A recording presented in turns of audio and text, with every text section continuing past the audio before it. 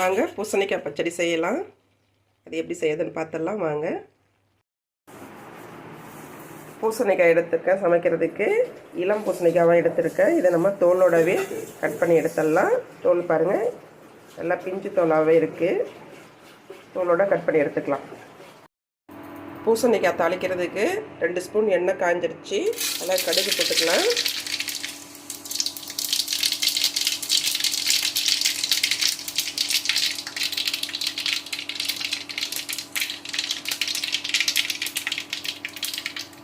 கடுகு பொரிஞ்சதும் காஞ்ச மிளகாய் 4 கிள்ளி வச்சுருக்கேன். இதையும் அது கூட ஆட் பண்ணிடலாம். ஒரு கொத்து கருவேப்பிலை கிள்ளி வச்சுருக்கேன். அதையும் அதில் போட்டுடலாம்.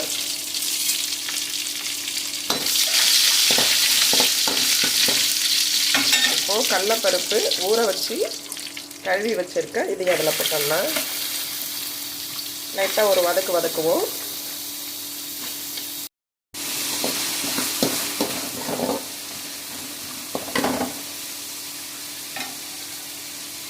கடலைப்பருப்பு வதங்கினதும் 1 ஸ்பூன் மஞ்சள் தூள், கட் பண்ணி வச்சுருக்கேன் பூசணிக்காய்,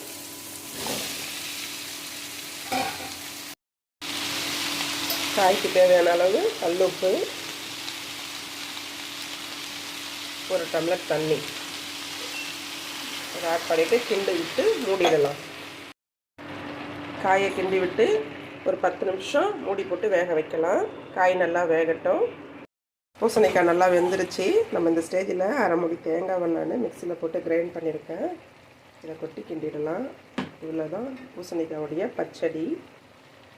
நான் இப்படி தான் செய்வேன் பூசணிக்காய் பச்சடி. நீங்கள் எல்லோரும் எப்படி செய்வீங்கன்னு சொல்லி கமெண்டில் பண்ணுங்கள். பிடிச்சிருந்தால் லைக் பண்ணுங்கள், ஷேர் பண்ணுங்கள். தேங்க்யூ.